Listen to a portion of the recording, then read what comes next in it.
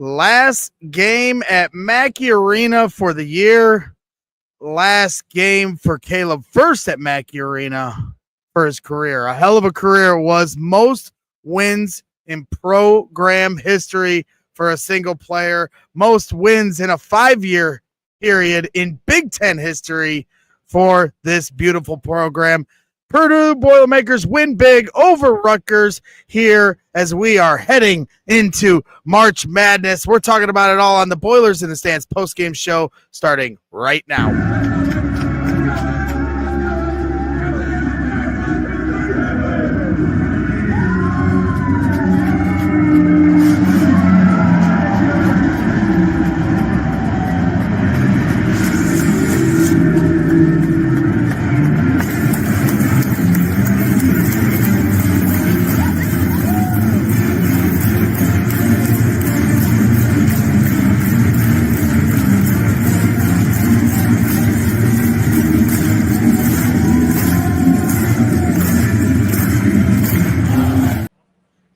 Welcome back to the Boilers in the Stands post-game show. I am your host, Greg Braggs Jr. Alongside me, as always, is Joe Jackson. And, of course, Craig Bowers is underneath in the media room talking with Matt Painter and some of the different players we'll hear from tonight. I saw Fletcher Lawyer go into the media room, so maybe he'll give a little bit of an update on how he's feeling with his ankle, as that was the only scare of the night. As Fletcher Lawyer at one point kind of started, fell to the ground and was holding his ankle, but he got up and he finished the game, knocked down some threes, so he should be good to go as we move forward into March Madness, the Big Ten tournament, and a final game left of the season, Joe, against the Illinois Fighting Illini in Illinois. But before we get to all of that, the Purdue Boilermakers win big here tonight against Rutgers, now on a 2-game winning streak, trying to finish the season strong, trying to up their resume, try to get to a higher seed. So it was all things Braden Smith and TKR. No surprises. That's been the case the entire year. So it's just a lot of fun. So we'll break it all down, but I'm going to leave the floor to you, Joe, Mr. Superstar, question connoisseur, and obviously the man that everybody wants to hear from after a night like tonight. Yeah, this is one of those nights you take it and run. And 2 games ago, like, you were on a 4-game losing streak, and it was at the point where UCLA game, you had to win by any means possible. Just win, get out of there. I said on the postgame show, I didn't care if they won 30-28. Just get a win and move on. And this felt like the game. I said it I don't know if I said it on the actual pregame show, but I know just talking to some people before, I was like, this is the one where they kind of just not should win by 30, but need to win by 30 and just get to that point and really let this be a blowout and just get back on track, right? Where from a specific X's and O's standpoint and all of that, there's only so much you can take away from a game like this when Braden and Fletch combined for 14 of 25 from 3. But the thing I think I'm going to take away the most is just, okay, we've seen that ceiling come back now. We've seen that, upper tier play from Purdue that hasn't been there for close to a month probably. And that's going to be my biggest takeaway. You get some other guys involved. Colvin continues to just look more and more comfortable. Jakari and CJ did their thing. Obviously, we know the big 3 were going to do their thing. Saw even some good minutes from Riley Burgess. Like, it was just a good get right game where, okay, now you can, the 4-game losing streak's completely behind you. At this point, you go try to win at Illinois, see where you stand in terms of tournament rankings. I know even for Big Ten tournaments, they're going to be on the border for a top 4 seed. I believe if they beat Illinois, they automatically will get a top 4 seed, which means the double bye. But biggest takeaway is just fun night in Mackey Arena, good crowd, and just felt good to see everybody have that energy level, that joy, and I, at least for me personally, fully put the 4-game losing streak behind. Yeah, for sure. I mean, I think they had some learning lessons through that. In the last game after UCLA and the post-game presser with Matt Painter, obviously the X's and O's got all the attention, which was an amazing, answer from Painter to really give that detail, which I thought spawned a lot of conversation about, learning the game of basketball at a level that I think a lot of fans don't appreciate and really put in perspective how much these players are under a lot of pressure to learn a lot of different coverages and responsibilities and rotations and things of that nature. But the other part of that press conference at one point was when he said, I just wanted them to go out there and have fun. And when they were on that 4-game losing streak, you could see the pressure was getting to them. You could see the frustration was getting to them. You could feel how the Big Ten championship, a 27th Big Ten championship, was slipping from their fingers. And I think the whole thing was just starting to snowball for these guys. And then you add in their frustrations with some of the officiating and things of that nature. And, Painter's a no-excuse coach. We understand. And so I think that was something that this team needed, was to get a couple wins back under their belt and understand who they are. And you saw that here tonight with Braden Smith on full display. I mean, at one point, this team is down 8. Trey Kaufman-Renn gets a flagrant one. His hands have certainly been, his elbows and hands always seem to be up above the shoulders. He's probably gotten away with a few of those this year. And tonight he didn't. And then all of a sudden they hit a 3 and they're up 8 or 9. And you're like, uh-oh, here we go. But that's not what happened. Purdue then proceeded to go on a 13-1 run. Braden Smith hits 3 triples in that span, and they did not blink after that. Just off to the races, at one point up by 30, and Rutgers just had absolutely no answer for them. Miles Colvin has officially we're already past the point of emergence with Miles Colvin. He was the first player subbed in after a quick foul at the 18.5-minute mark, because that's how much Matt Painter is starting to entrust him in that role that he's finding himself in. And so they hit 18 threes tonight, ladies and gentlemen, 2 off of the all-time record for Purdue in program history, 1 off from the Mackey Arena record with 19, and then and 21 is the all-time Big Ten record. All those stats are provided by the wisdom of Kraig Bowers. So I just lifted all those to make it sound like I was smart, but he's not here. I'm here, so I'm the one that gets to sound smart while he asks Painter some questions here tonight. So, like I said, and I agree with you, this is these last couple games are the get right, but to not just win the way they did against UCLA, and obviously that's a tough team, so you're going to win a different way, to blow out Rutgers. Now you go to Illinois on the road. It's a nice little stair step of tests for this team to have as they go into the Big Ten tournament. And so we can get ahead, because I have some thoughts on the Big Ten tournament, because I know we talk about how much we hate it, but I'll have some thoughts here later on as we get to those. But I don't want to skip steps here. I think the other aspect of this is to talk about Caleb Furst, right? I mean, this is his senior night. I think next year they probably have like 5 seniors they have to introduce. Today they only had 1, and that was pretty apropos when you consider the run that Caleb Furst has had, the winningest player in program history. You talk about this being the golden era, and Caleb Furst has been here for every step of the way with that. I can remember him knocking down a 3 in Connecticut in the tournament where they beat UNC and then Villanova. He hits a big 3 in the corner as a freshman, and now here all these years later, you think about that team then with Zach Edey, and I believe Travion Williams was still on that team. They're all these teams are starting to blend together, but and then think about just the transformation each year as they win. Jaden Ivey was on that team as well. So Caleb's been a part of some different groups. We had Caleb Furst on our show here earlier this season, and he talked about his journey, and that included starting the year on the bench this year, right?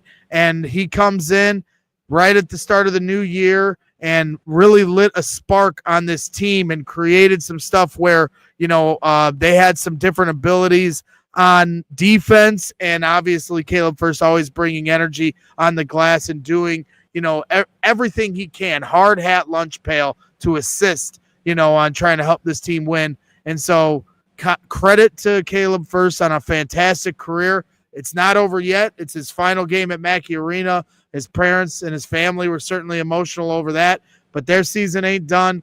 Their March Madness ain't done, so the story isn't completely written. But when you talk about winningest player in program history, you talk about a first Final Four for Matt Painter, getting to a national championship, being able to put up a lot of banners and, so to have the team success and the personal success that he's had, he's got a lot to be proud of. And I think every Purdue Boilermaker can commend him for, exemplifying what it means to be a Purdue Boilermaker.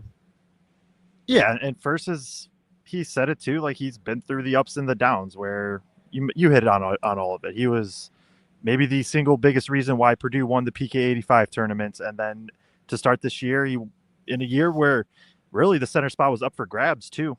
He started coming off the bench and almost fell out of the rotation entirely. And now he's worked his way back in and, it's been a big part of this resurgence, at least on the defensive end, especially for Purdue.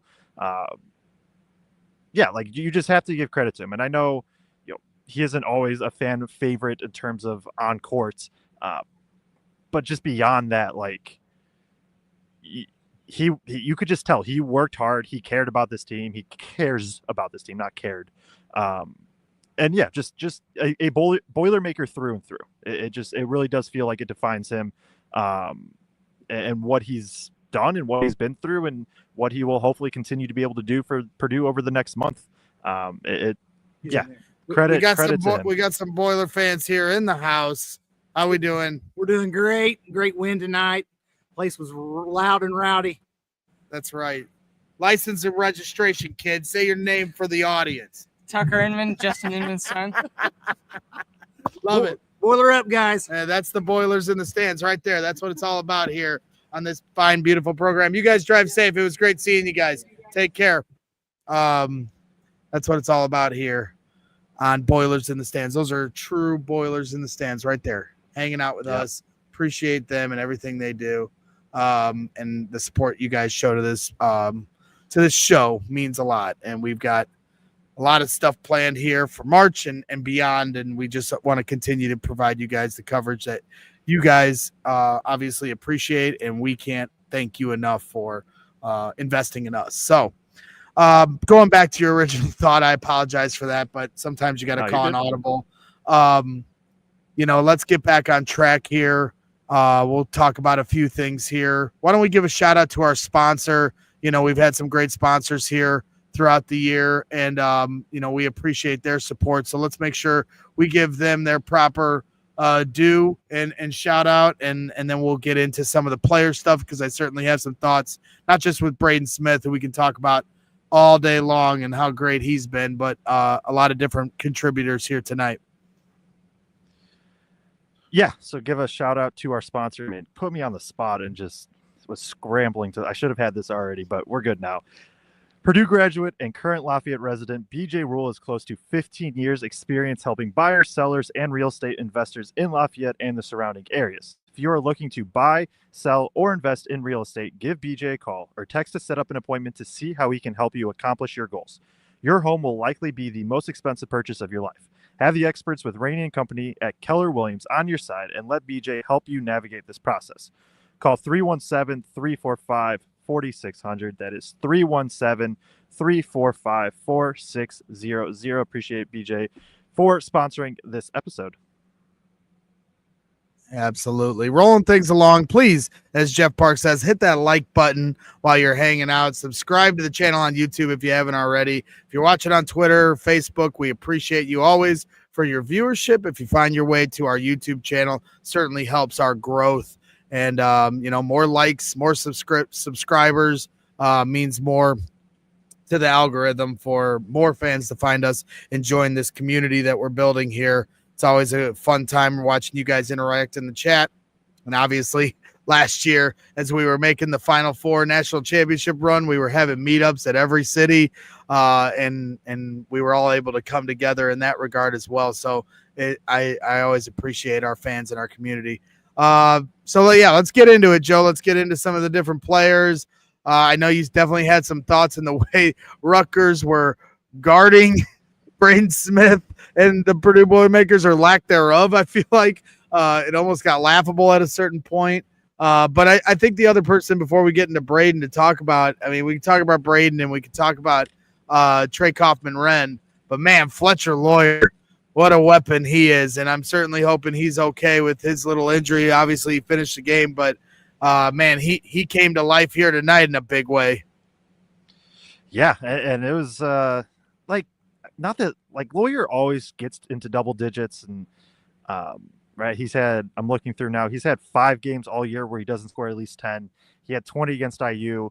He went 3 of 5 against UCLA. He is now shooting 47.4% from 3 in conference play, 48.2% from 3 on the season, and on good volume too. And it just 7 of 12 today, like from 3, and he shot them. He wasn't passing him up and trying to drive, which I don't hate. I do think he needs to mix in the threes a little bit more. I would like to see, but some of it too was just like it felt like Rutgers was like actively like trying to let them get open threes somehow. Like there was times it was just like, man, I don't know if that's like your intention and you're just trying to really take away the paint and let Purdue try to beat you from 3, or if that's just mess ups. There's also, I mean, how many like loose balls or offensive rebounds did Purdue end up with, and Lawyer just walked into a wide open 3, or how many of his threes were just off not even like transition, but more just like Purdue would like push the ball up the floor and nobody would try to find Fletcher Lawyer. Like at least 2 of those it felt like where they just they didn't find him, and he's like arguably the best shooter in the Big Ten. So credit Lawyer though, like he is even in the midst of Purdue not having a good stretch. Going through now. Oh man, I can do math. He is 18 for his last 32 from 3. That's the Fletch you want going into March.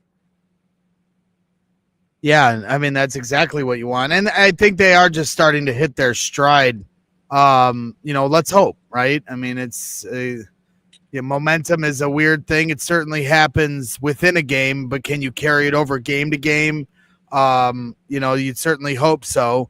And obviously, I think you've seen that proof with Miles Colvin, the way he's kind of found his rhythm and found his comfort within this offense. So if Fletcher can continue this and this free-flowing basketball that they're having and the way they spread out in transition, I think is also important. You saw that a little bit with Michigan State the other night in their win, the way they get in transition and they don't bottle it up. There's guys that stay on the perimeter and they all kind of spread out, and that gives them the lanes and the kick-out ability. And I think you saw a little bit of that tonight. I also think Rutgers at some point were just kind of like, I don't know. I don't want to say they just gave up, but there was many possessions where they were just kind of, it was too easy. Yes, this is a tough place to play, but it was too easy at times. There was because they went 2-3 zone like towards the end of like the Braden Smith minutes. Right. He sat the final 8 or 9. There was 2 plays in a row where they were in their zone and Purdue would just set a simple ball screen and nobody would cover him. Braden just got to walk into a 3, and there's some other stuff with Rutgers did defensively that Braden's able to tear up, and how they kind of helped off of Lawyer at times. I don't know if it was by design. I don't know if it was, scout report or just players going rogue, but there were some things that was just I part of it too is Braden Smith, the best point guard in the country. TKR is, the best short role player probably in the country. And those two are probably the best pairing in the country of especially how they fit together. And then on top of that, you have Lawyer being one of the best shooters. So yes, Rutgers, I think Rutgers would say, hey, our defense intensity got to be better and all that. It's also tough. It's also tough to guard those 3 because they work perfectly together. Braden Smith can handle the ball and make any pass you want. TKR can short roll from 15 feet or dominate you at the rim or also make kickouts. And Lawyer can splash anywhere from 3, can also attack some closeouts. It's at some point you do got to pick your poison, and it's tough to. It is easier said than done to slow this Purdue team down, and that's the reason why after this game they are now up to 8th in the country in offense per KenPom. Right, and when they're getting it's not just the fast breaks. When you talk about getting to those loose balls, there's a few times where Rutgers got a rebound and Braden or somebody steals it. Then the kick out happens after that. I think there was one point where somebody had a bad shot, drive to the rim or a bad shot, and I was looking over at Painter, his reaction. Oh, they steal the ball, kick it back out, and knock down the 3, and Painter just yep, just how we drew it up, right? But we've said, when the team was on their run, when they're creating turnovers, that's when you're going to have broken plays like that, where you're going to have a guy flare open, and now it's a open shot comes a lot easier than trying to draw something up through execution. So that's I think where Purdue just needs to continue to hit their mark. And I got something I can describe it a little bit on the board if we want. The board. Oh, you guys can see it. That's tough. Maybe turn it off. I gotta ring it, right? Because it's always you can turn it on. Yeah, you can turn it off for a second. Yeah, it's good. It's good. But trying to make the lighting better, it's been something that's bugged me. And I know this isn't the best either, but you're fine. It looks great. You look great. So Caleb Furst, CJ, Colvin, Jakari, whoever, Braden, TKR side of the screen. Now what Rutgers did was they played more of a kind of drop coverage where now Braden comes off the screen. And so this is where we're going to just kind of try to work through some of the options where, okay, you have this drop coverage here, and you saw Braden Smith just kind of drag this out open three because this guy was trailing. Now say Braden comes off and this big does a good job of getting here. Now you have the short roll if he doesn't help, right? Where Braden's going to throw that pocket pass, and now TKR can get, in this area and he can operate in that short roll, or if somebody collapses, he's going to kick out, and so that's option number 2. Or say that happens. And what happened today a few times is you saw this guy, Ace Bailey, I know did it like twice, but it wasn't just him, where they wanted to tag TKR way up here. But now what that does is, so now you got TKR here, you have this defender here. And if you guys can look, right, there is only one player on this side of this line, and that would be Fletcher Lawyer, one of the best shooters. And so Purdue did a good job with their formation too of like, okay, putting Lawyer in this corner, that would eventually be the weak side corner. If teams are going to play drop, I know teams have their bases, and it's not like Purdue has been 100% perfect against drop coverage. And what I mean by that is when this big kind of moves back here as the ball screen happens, what Zach Edey did for all of his career. But when you have this 3-man option here, you got to pick your poison. And what makes it work, I think, especially is TKR is so good in this area right here, right? He is so good from this area that he can get those floaters. He can also catch and kick out. It is tough to defend if you're going to play drop coverage, because Braden can hit the pull up, or he can make any pass he wants, or TKR can make that extra pass. And then you got snipers and Lawyer. If you help even strong corner like CJ, Colvin, Jakari, they're all very capable of knocking down a shot. So part of it too is just this Purdue's offense is built to score the ball. But as Lynn asks here in the chat, but are you tapping the shoulder, Joe? Because that's the real question. That's what Rutgers should have done. It was touching the shoulder, not tapping. Okay. All right. Don't correct Lynn, okay? And so Kraig Bowers joins the show here as he returns from the press conference. And I can only assume that just like Joe, you had the most eloquent and intelligent question that elicited this incredible response that all of the college basketball world is talking about now that Joe has set this bar for everyone. I can only assume that you have now raised that bar, and we're just going to continue to do that game to game. I'm sure that's what happened, right, Kraig? It was a 30-point win, dude. There weren't a lot of like super deep involved questions tonight, man. Yes, so I hate to disappoint you, my friend, but that was not the case tonight. I thought about staying in the press conference and trying to do one of those X's and O question, even though Painter knows I know nothing about any of that stuff on that level. So I thought that would have been fun, but I figured I'd keep it professional and stay out of there and let you guys do your thing. Kraig, now that you're joining the show here, man, obviously a big win. We've talked about obviously the meaningfulness of Caleb Furst's last game here at Mackey Arena as the winningest player in program history. We've talked a little bit about Purdue now getting on a 2-game winning streak, trying to turn the corner from that tough 4-game losing streak. So just curious about your big picture outlook after a 30-point win here to finish the season at Mackey Arena. I just think this was really important for this team to have a game like this. You know, coming off of that 4-game losing streak, you're looking to regain as much confidence as you possibly can have going into the Big Ten tournament, and more importantly, going into the NCAA tournament. Now they got one more regular season game at Illinois, so that's going to impact potentially, kind of how this team feels going into those two things. But at the same time, this is a big step in the right direction, and the team has shot the ball well from three the last two games. We'd seen different times where the team has struggled to close a half or to start a half.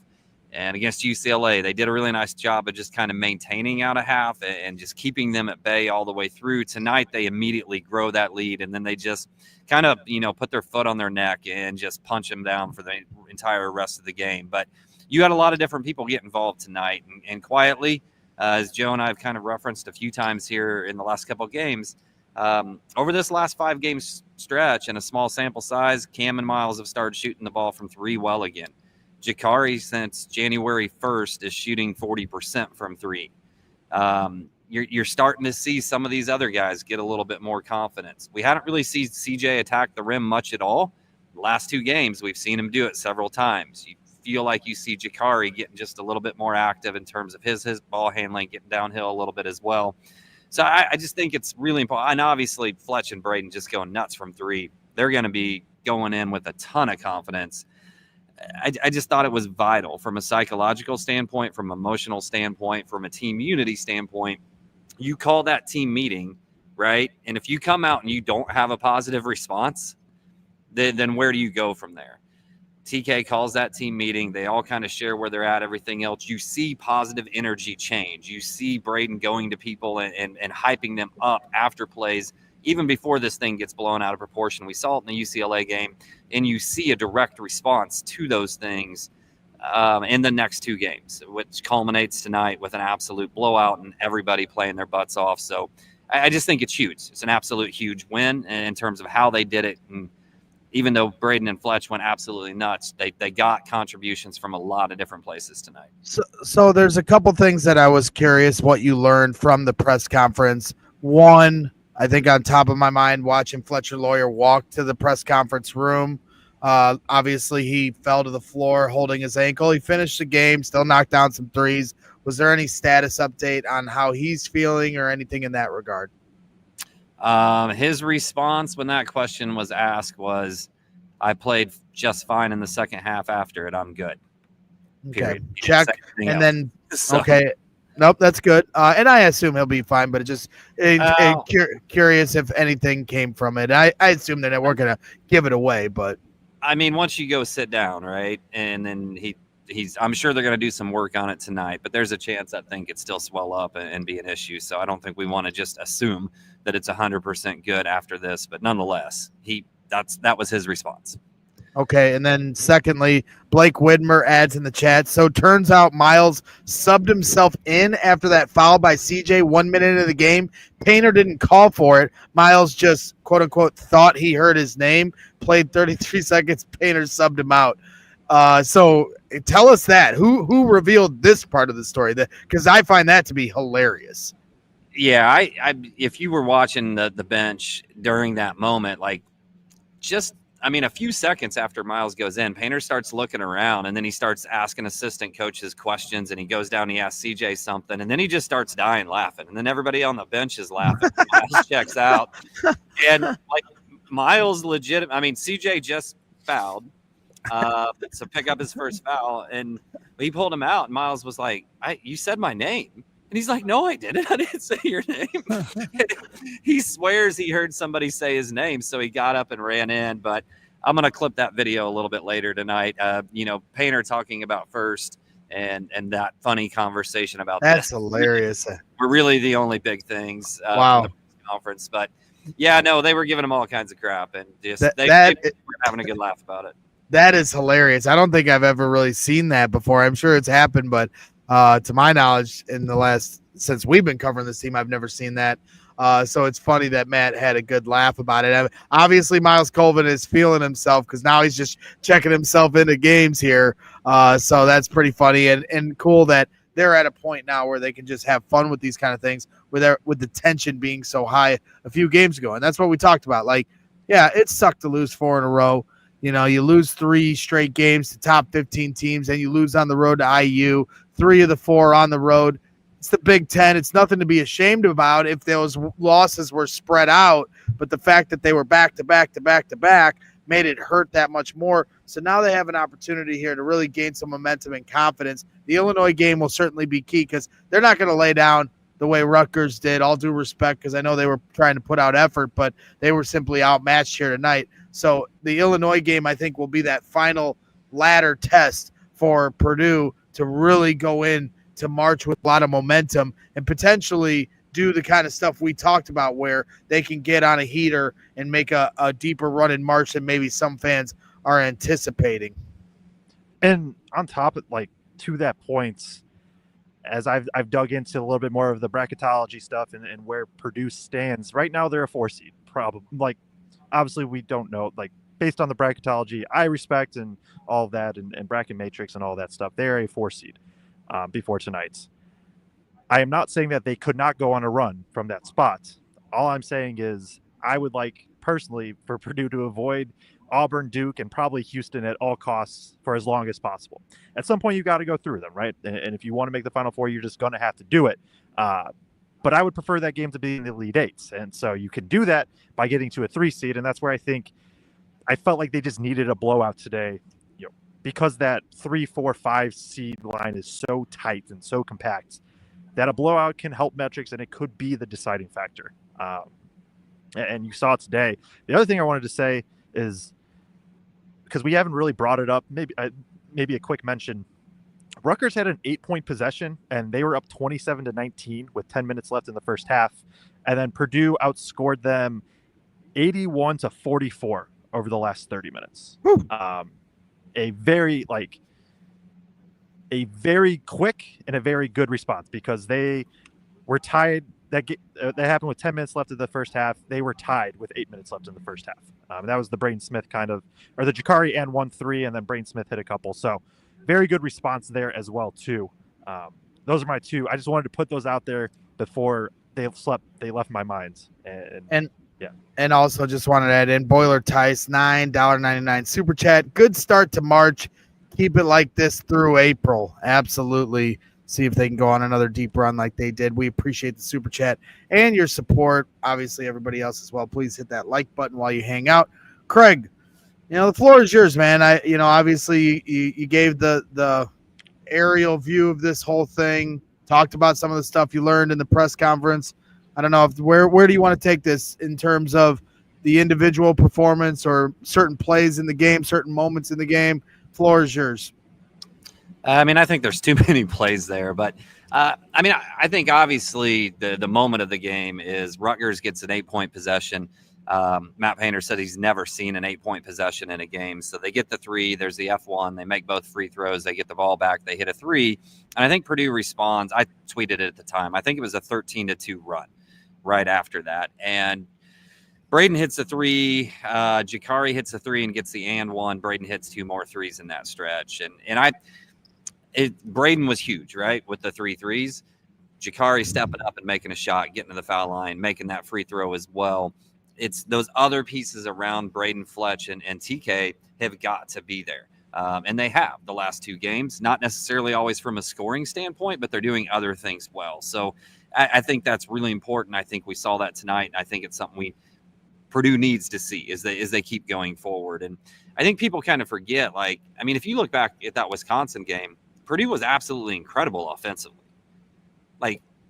out of their minds. It's just Wisconsin was even more out of their minds. All they needed to do, they get 3 stops in that game. That's a Purdue win, and they just couldn't do it. I think some of that's matchup, just with Wisconsin's personnel. Joe and I talked about being nervous about how Purdue was going to match up specifically with them at some spots going into it. And but some of it's, attention to detail. And you heard Painter give Joe that answer the other day of how much detail there is into this team's defensive scheme. And if they're not all bought in at a given point in time, they're not all together, they're not all talking, that scheme can break down really quickly. So I think that's something that you want to see trending forward, that they're all hitting their assignment, just fundamentally doing what they're supposed to be doing. Outside of that, I think a big thing for me in this game, Fletch and Braden get up 25 shots. Painter talks in the press conference, 25 threes, I think, between the two of them. Painter says in the press conference, only one of those was a bad shot. Like every other one of those shots was in flow. He doesn't like the 40-foot heat check? Come on. What's wrong with a 40-foot heat check? Can't he have some fun? Jesus. But, I mean, a decent amount of those threes, I'd have to go back and look what TK ended up with assist-wise. 3. Ends up with 3 assists. But these last couple of games, he's made really smart decisions. And I was going to jump in with that in regards to what I almost called you Caleb again with what Joe was saying at the high post. Everybody says you look like Caleb, man. Okay, I almost did it again. It is Caleb Furst. He's on our show right now. It's truly an honor. But TK, when he gets that ball, they have to respect that push shot, and they have to respect that he may put the ball on the floor and go to the rim too. And if they bring to, he's been making much better decisions about when to go ahead and let that ball, when to challenge with his physicality, when to kick it out in these last couple of games. And, teams, especially in the first 2 rounds of the NCAA tournament, are going to sell out on him, right? You get a 12 seed or a 13 seed against him or a 14 seed, they're not going to be able to match up with him primarily. And they're going to sell out like they did against Zach Edey in that 16 versus 1 matchup. And if they do, outside shooter's got to hit shots when he kicks it out, but TK's got to make the right decision and not try to force things. And I think we're seeing that more and more. And I think it's important to remember this is the first year where he's the focal point of having to really do that instead of just get the ball and go. We're going to give it to you these 5 times now. You go ahead and go. It's your turn. Now he's more of a decision maker. Yeah, and it kind of blows my mind watching Braden Smith go on these heaters. I mean, we knew he was great when he was coming in. Like, he had all this potential. Like, you always know the players that are coming in that are like the knockdown guys, right? Like, who's going to be the one in the, the Sasha role, right? The Fletcher Lawyer role, or the Ryan Klein role, and now this guy comes in. It's just unbelievable sometimes to watch how effortless he makes it look when he's getting hot. Like, he is as knocked down as any knockdown 3-point shooter they've had. And he's not like a specialty 3-point shooter. You know what I mean? Like, it's just one of those things. Like, he's such a great floor general. He does a lot of great things defensively. Like, you saw that one point where there's a fast break and he swipes down on the ball off the knee, going back the other way. That was an incredible play. But this dude's like one of the best 3-point shooters I've seen on this team since I've started covering them. And I don't remember anybody telling me that that's what he was going to be when he came out of high school. Like, it's just to watch this dude's transformation. He has his 700th assist tonight to Caleb Furst on an alley-oop on senior night. Like, it's just when he's in his bag, and I know he had some struggles there through the 4-game win streak or losing streak, but like, he is, as I've said many times this season, he is a maestro. And when he's in his bag, like, it's just incredible to watch. And it's stuff, as Kraig has pointed out throughout the year, different interesting stats where it's like stuff you have not seen since like Jason Kidd. I mean, I just to try to put that into context for people that understand like what he is doing right now is incredible. It really is. I think the stat that like I've tried bringing it up a couple times and I just haven't seen it be mentioned is Braden Smith is on pace for the most assists per game in Big Ten history in a season. The current owner is Magic Johnson. Magic Johnson's the only one to ever average 8+ assists per game in an entire Big Ten season. I think Magic was 8.4 and Braden's probably had he was 8.7 before this game, so maybe he's 8.8. Like, he is on pace to break Magic Johnson's assists per game in Big Ten record. Like, and it doesn't even feel like it's being talked about. That's because Purdue just seems to like make it look easy, where like the rest of the Big Ten and the country just takes it for granted. They're like, oh, well, this is Purdue, and I don't know who was the one. Somebody, maybe one of you two can help me out with the clip, but the guy that is the assistant coach for a different team for one of the teams we played, who was like, this is the best player I've seen since Steph Curry. and he named all Yeah. these different. I can't remember which assistant coach said this. I don't know if I might be able to find It it was on Twitter, Michigan. but I think it was Michigan. yeah, Michigan's assistant coach saying this. So, like, this is even the guys scheming against him saying this. This isn't just the fanboys on the Boilers in the Stands podcast saying this is the opposition's coaches saying that. So it's just, again, it's just like last year with Zach Edey. Don't take it for granted. Appreciate the greatness that you're seeing in front of you and be grateful that you have another year potentially with this senior class. It's a thrill to watch, and if this team, gets into March, anything can happen, ladies and gentlemen. Exactly. And you just got to put yourself in the spot. I even during the 4-game losing streak, I said, hey, this team's ceiling is still Final Four. Not saying they'll for sure get there. Not saying it won't be a difficult path, but like when everything clicks, I think they are one of the handful of teams that can do it. While we're on the Braden Smith subject, Kraig, I know Joe asked it on Twitter. I'll start with you, Kraig, and then you can answer Joe. Is Braden Smith, I know that who cares about awards? We want to win in March. Is Braden Smith the Big Ten Player of the Year? I mean, I think it's really close. Tanjay's had an incredible season also. So, I mean, Wisconsin fans are going to say their piece for Tanjay. Purdue fans are going to say their piece for Smith. I think just the multitude of ways that Smith impacts the game. There was a stretch in this season where people were saying Braden Smith was leading the Big Ten in steals per game, right? It one stretch in this season. That obviously is not the case at this point, I don't think anymore, as the defense struggled a little bit there. But he impacts the game from that standpoint. He impacts it from an assist standpoint. He impacts it from a scoring standpoint, and a rebounding standpoint as well. I as good as Tanjay is, I just think there's more ways that Smith specifically impacts the game. So I would say yes. My concern would be, is there Purdue fatigue from like the writers and whatnot in media that's going to vote on the award? You can't take the psychological aspect of voting out of it. You can try to be as objective as you can be, but are they going to want to see somebody from a different team get it? Like when Painter didn't get Big Ten Coach of the Year over Chris Collins that one year, and I about lost my mind at the CHGO Sports Studios. So I definitely know how you feel when it comes to writer fatigue. Joe, I'll throw this question to you. Braden Smith, Big Ten Player of the Year? I do think so. And I do think Tanjay has a legit case. I do think like TKR probably has as legit of a case as Tanjay. Like if TKR was not teammates with Braden Smith, I think TKR might have run away with this award.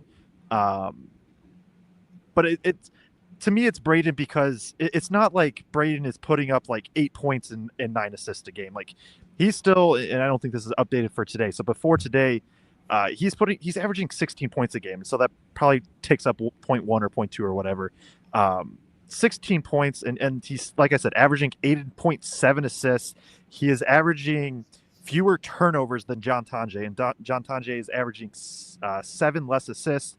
They're basically averaging the same number of rebounds. Braden's averaging 1.6 more steals. They're averaging the same number of blocks. Tanjay is obviously averaging 3 points more per game on a little bit better shooting. And that's, he's had those explosive plays that took Wisconsin to potentially at one point being in the running for the Big Ten title. But both these teams are probably going to end up with the same record or within 1 game of each other. I would be fascinated to see how many total points Braden Smith contributed if you added the points scored plus assists and compared that to Tanjay. But again, Tanjay's been awesome. TKR has been awesome too.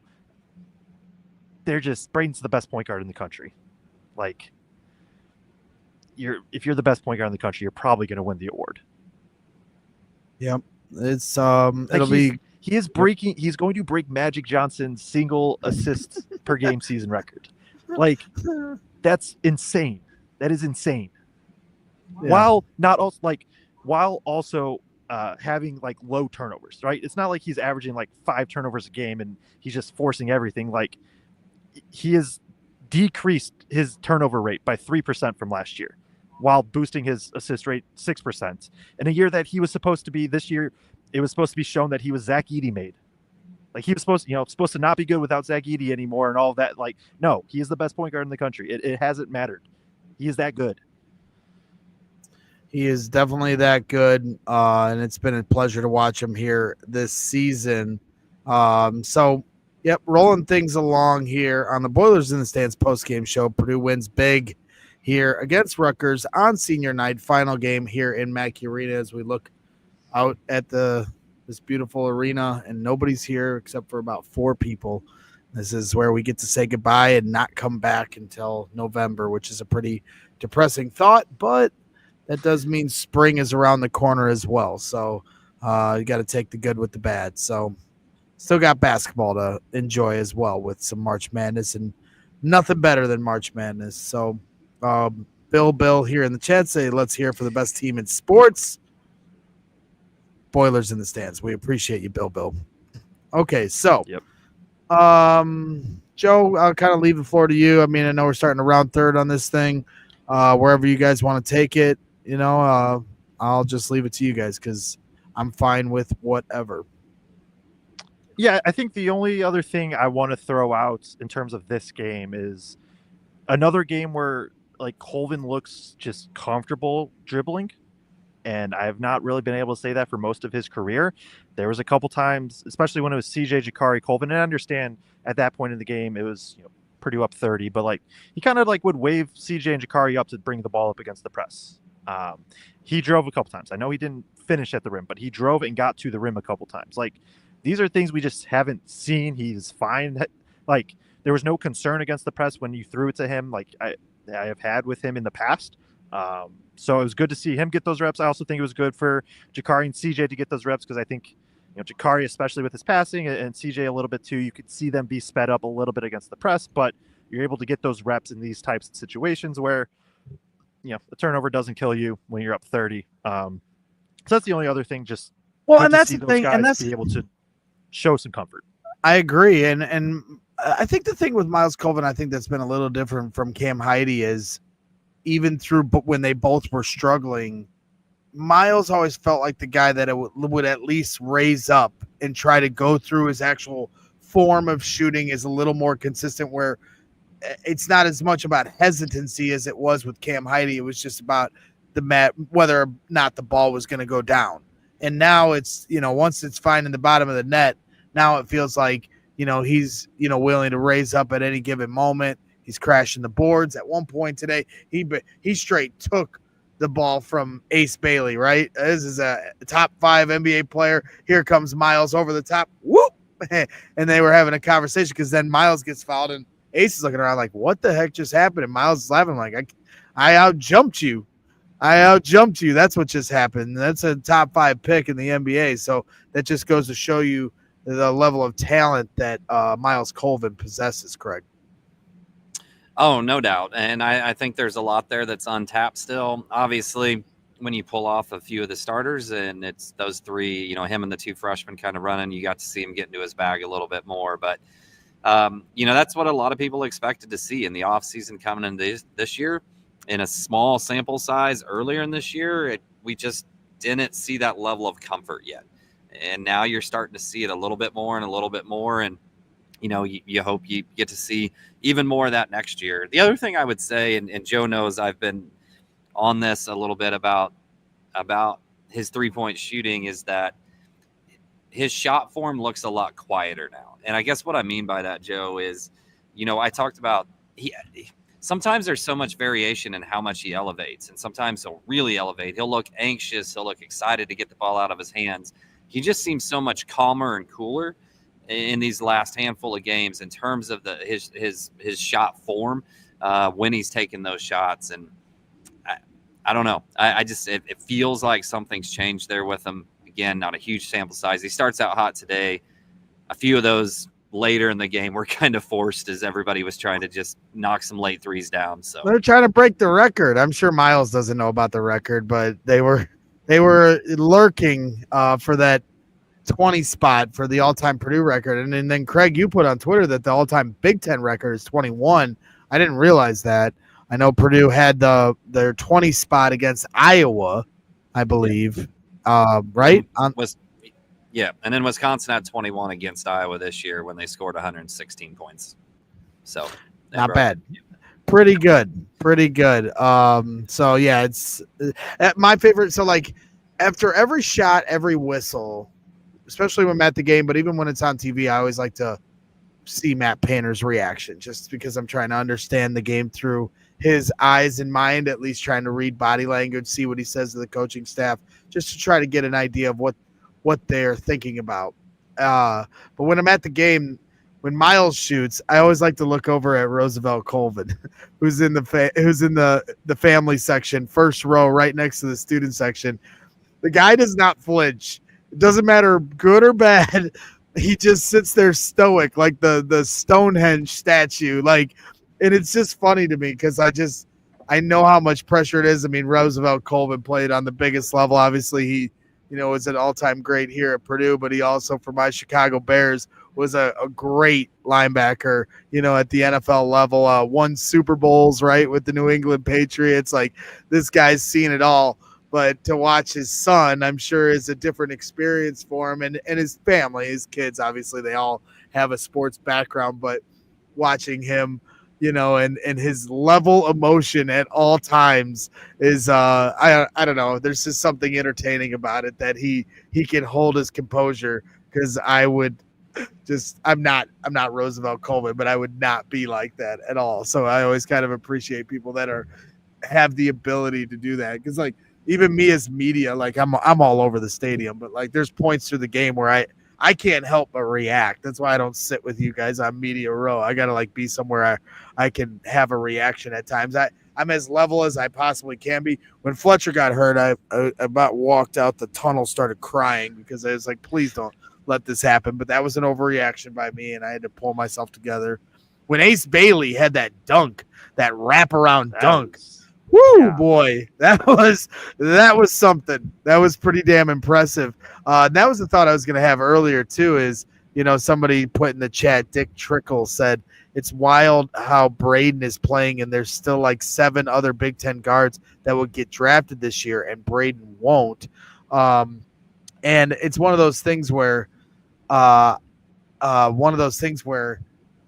I did kind of make the observation. I mean, we hear so many times, like with Ant Wright, you guys have had him on the show here this year, right?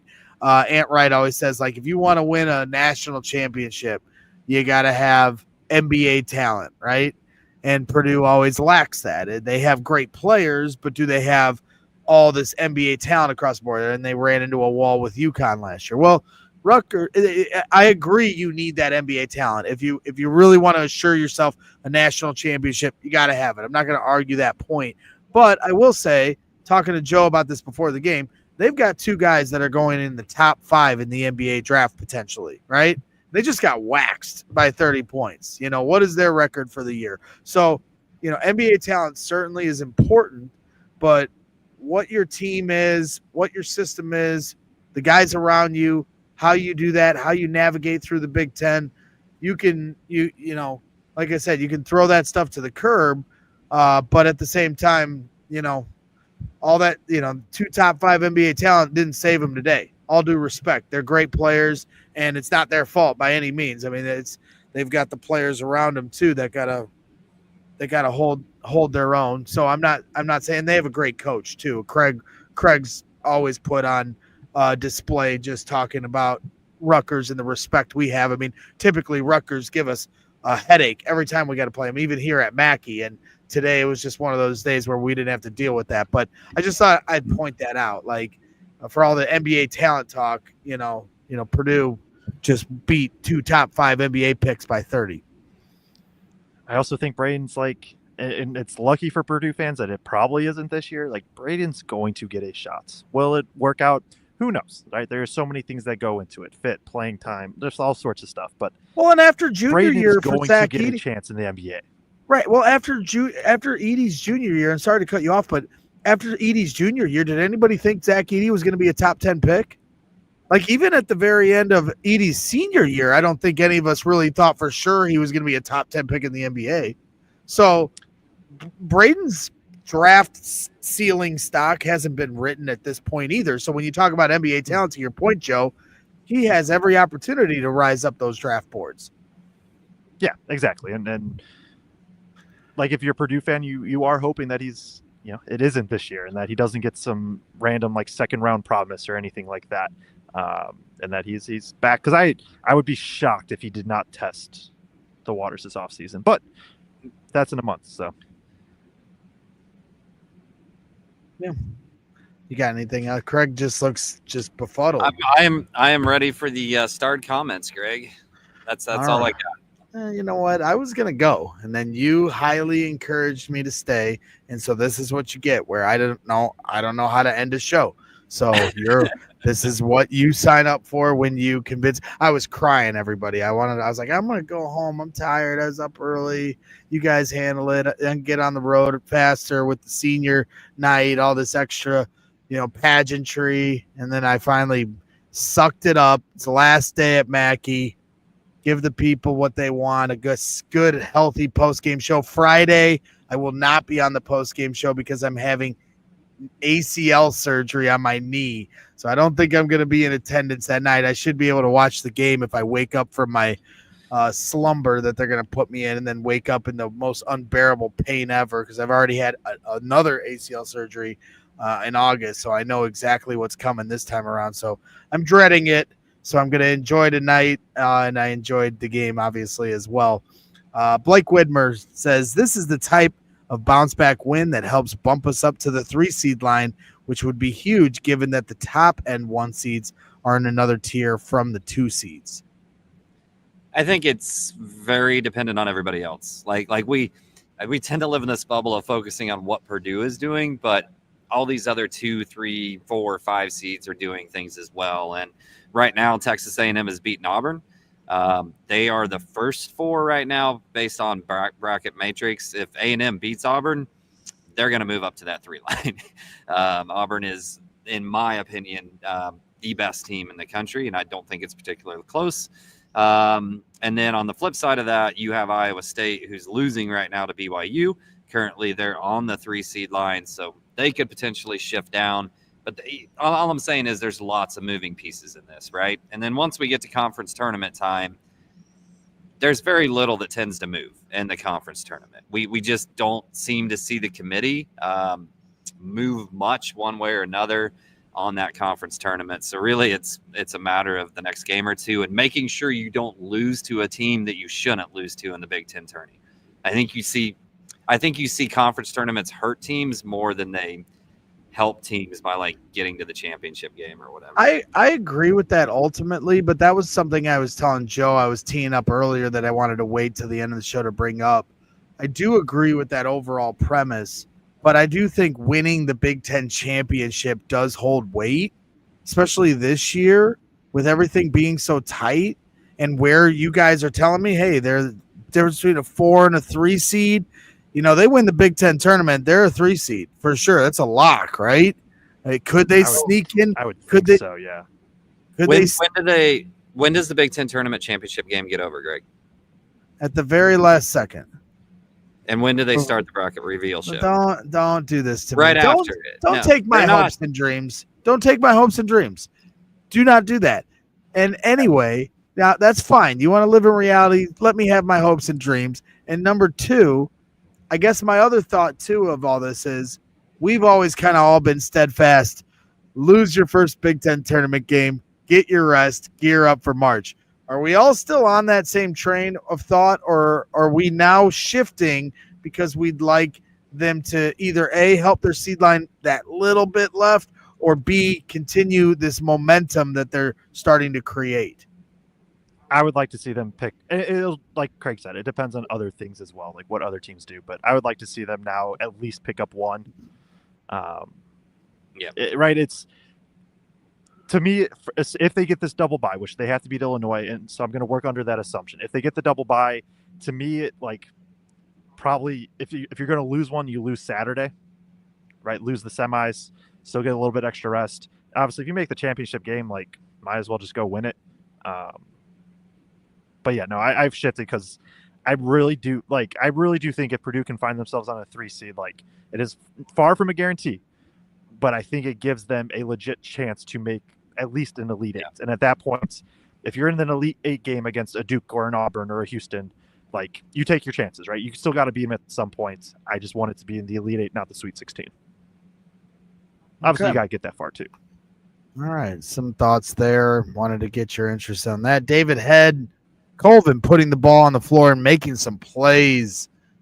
David liking what he's seen from Miles Colvin. Scott White saying, play of the game, the first alley-oop slam. Absolutely. Not only was that Caleb Furst, senior night and a big moment there, about brought the house down, but it was also Braden Smith's 700th assist of his career, with more games to go this season and hopefully a lot more games to go next year as well. So pretty impressive stat there. Dave H., I highlighted this one because he said first elf video remains an all-time Boiler classic.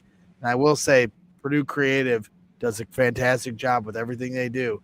But when they did their send-off video, as he was doing his speech after the game, I was waiting for that moment of levity with the elf. And I don't know why the elf got left off the montage for Caleb Furst. You can't tell the Caleb Furst story without the elf, but they left it off for that one. That's fine. No judgment. They do a great job. And by the way, with you bringing up Purdue Creative, shout out to Andrew Stein, head of photography for them.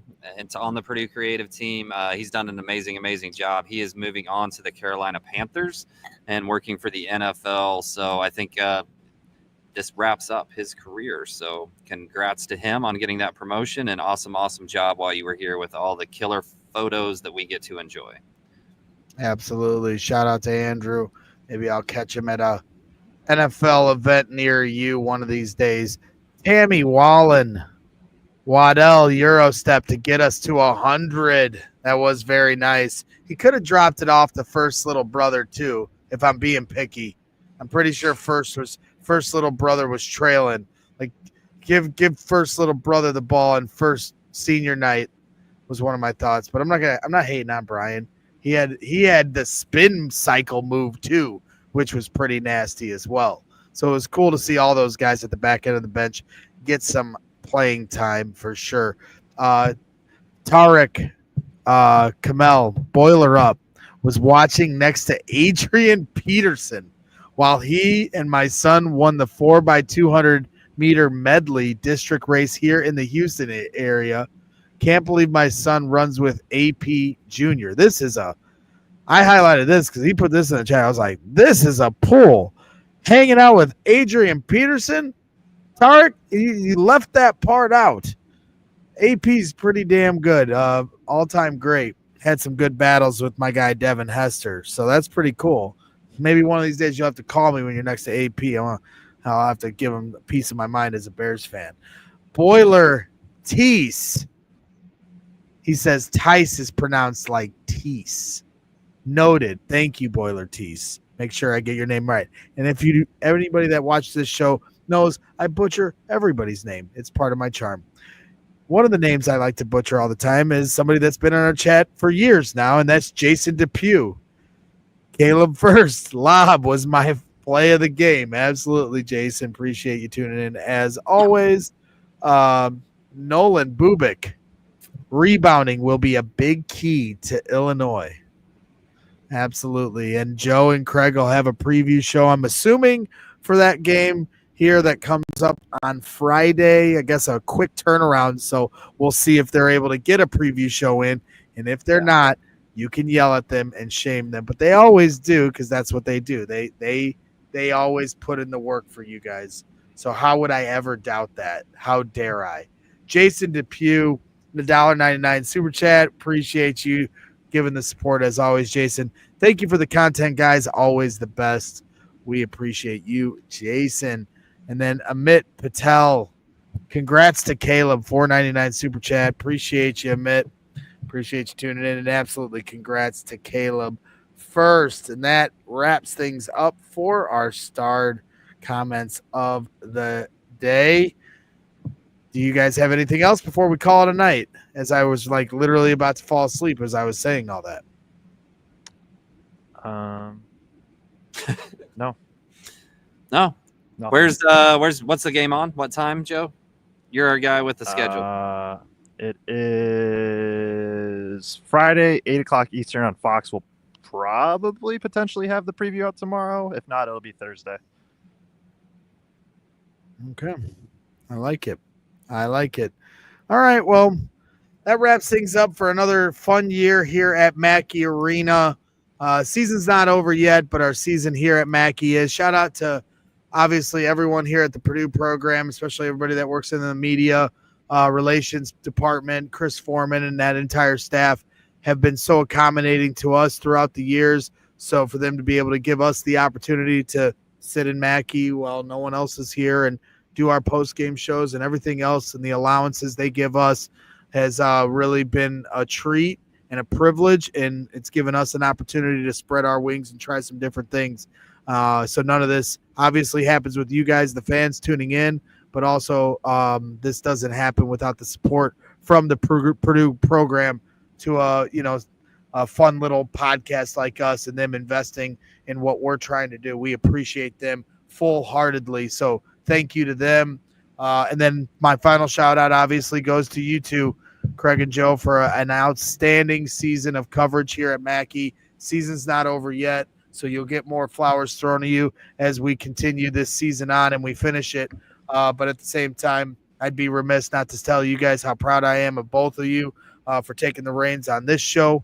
I know I'm not always here and I'm always doing things, and it's hard to miss these because you guys are a lot of fun to work with, and this team is a lot of fun to cover, but I just simply can't be everywhere at once. So for you guys to really own this show and make it yours the way you have here the last couple of years and certainly this year is a huge testament to how hard you guys work and the passion you guys have for this team. I love you both very much, and I'm very proud of both of you for everything you do, and I'm grateful for your friendship and that you guys are my teammates, and I will continue to sing your praises to anyone I speak to. So everyone in the chat, make sure you give a big shout out to these guys because they are the backbone to what we do here. So that's it. That's my Midwestern goodbye. But I think that one was well-deserved and not one of those where it's like, all right, end the show.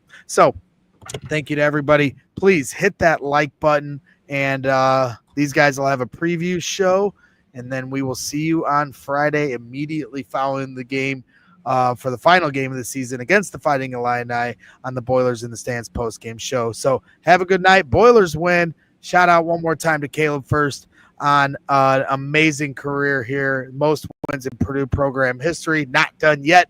Let's see what these boys got in March, got in store for us in March. So Boiler up. Have a good night. Drive safe. We'll see you soon.